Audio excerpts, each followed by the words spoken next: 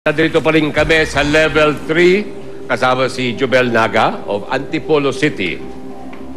Okay? Ang isinagot po sa ating huling tanong was bagong lipunan. Okay?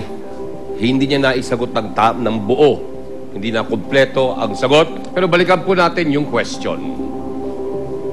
Anong ibig sabihin ng KBL na political party ng dating Pangulong Marcos? Ang nasagot lang po ni Jobel ay ang BL, bagong lipunan. Hindi mo ba alam kung anong ibig sabihin ng K? Kilusan na. Kilusang bagong lipunan. Kilusang bagong lipunan. Opo. Pero dahil hindi mo nabanggit kanina ang kilusang, hindi kompleto yung sagot, yan po ating maituturing sablay! Paano, pare? Ay! Hoy! Yung mukha ko! Pare! Naman! Okay, eto, halika. Dito muna tayo. Okay, Jobel? Well, bago po lahat, congratulations muna sa ating mga susuleros!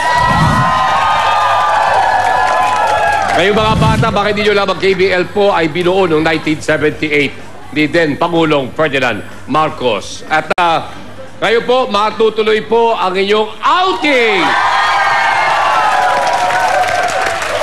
Okay, well, still, Jobel, I'm sorry, hindi mo nakuha yung sakpat, hindi mo rin nakuha yung 150,000 pesos, pero meron ka pang 25,000 pesos na iuwi.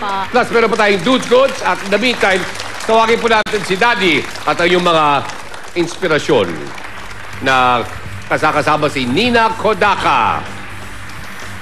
Ito malamang iyong tita mo ito. Mama ko. Si Mama. Opo. Ba't di mo na pinakilala kanina, Mama? Magandang tanghali po. Dad, magandang tanghali po. Si batang-bata, ano? Kaya pala may pinagmalahan ng kagandahan mo, anak.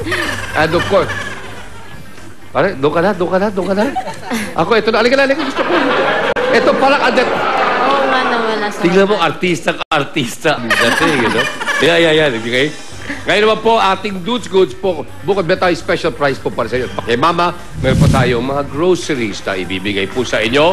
At, Jobel, congratulations. Thank you po. At maraming salamat. Apo. Nina? Opo, hello. Hello. Hi, dudes. Hello, Nina. Maraming salamat. And of course, ang ating kapitang kontra. Congratulations ulit sa ating sunsuleros. Maraming salamat po sa ating studio audience, sa ating mga dancers.